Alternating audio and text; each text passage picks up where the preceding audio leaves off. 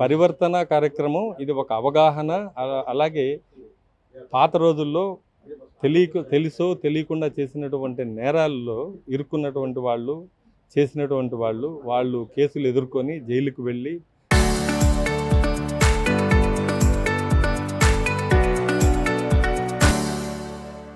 అలాగే ఇంకా వాళ్ళు మళ్ళా నేరాల్లో ఇన్వాల్వ్ కాకుండా వాళ్ళకు ఒక అవకాశం ఇచ్చే విధంగా, అలాగే వాళ్ళు మార్పు చెందాలి.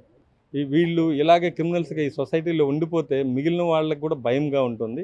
వీళ్ళని కూడా మనం మార్పు చెందే విధంగా ఒక అవకాశం ఇచ్చి వాళ్ళు మార్పు చెంది మళ్ళీ ఈ సమాజంలో తీసుకొస్తే ఎక్కడ కూడా ఈ యొక్క గాంజాను, ముఖ్యంగా గాంజాను మనం నిర్మూలించవచ్చు. అలాగే పోక్సో కేసెస్, చిన్నపిల్లల మీద పోక్సో కేసులు అంటే మైనర్ ఆడపిల్లల మీద చేసేటువంటి అకృత్యాలు, వాళ్ళని రేప్ చేయడం, అలాగే వాళ్ళని శారీరకంగా వాడుకోవడం, ఇలాంటి కార్యక్రమాలు చేసినటువంటి షీట్ హోల్డర్స్ కూడా ఉన్నారు. చట్టపరంగా మనం ఎటువంటి చర్యలు తీసుకుందాం, వాళ్ళు ఎటువంటి ఇబ్బందులు పడతారు, జీవితకాలం జైల్లో ఉండాల్సి వస్తుంది. పీడీ యాక్ట్లు వేసాం. ఇప్పటికి దాదాపు గాంజా కేసులు ఇన్వాల్వ్ అయినటువంటి వాళ్ళు, అలాగే దొంగతనాలు, రౌడీజం చేసేవాళ్ళు, పీడీ యాక్ట్ అంటే దాదాపు 1 year జైల్లో ఉంటారు, బెయిల్ ఉండదు.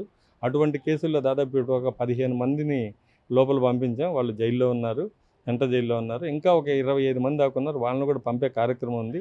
ఇవన్నీ చెప్పడం వల్ల వాళ్ళ ఆలోచన విధానం మారి వాళ్ళు సమాజంలో నేరం లేకుండా మాతో కూడా మేము ఇచ్చినటువంటి సలహాలను పాటించి నేరాలు జరగకుండా కంట్రోల్ చేసి విజయనగరంకి మంచి సహృద్భావ వాతావరణంలో శాంతి భద్రతలు చక్కగా ఉండే విధంగా అందించాలని వాళ్ళకు ఒక అవకాశంగా ఈ పరివర్తన కార్యక్రమం చేపట్టడం జరిగింది. స్త్రీల పట్ల అసభ్యంగా ప్రవర్తించిన, వాళ్ళ మీద దాడులు చేసిన, వాళ్ళ మీద నేరాలు చేయాలని ఆలోచన చేసినా కూడా, అలాంటి ఆలోచన వచ్చినా కూడా రాకుండా వచ్చే విధంగా మనం కొన్ని కేసుల్ని లాస్ట్ ఒక 1 yearలో దాదాపు 80 మంది మీద 80 మందిని మనం కేసులు ఉన్నటువంటి వాళ్ళని ఛార్జ్షీట్ ఇన్వెస్టిగేషన్ చేసి కోర్టులో వేసి పనిష్మెంట్ ఇప్పించడం జరిగింది.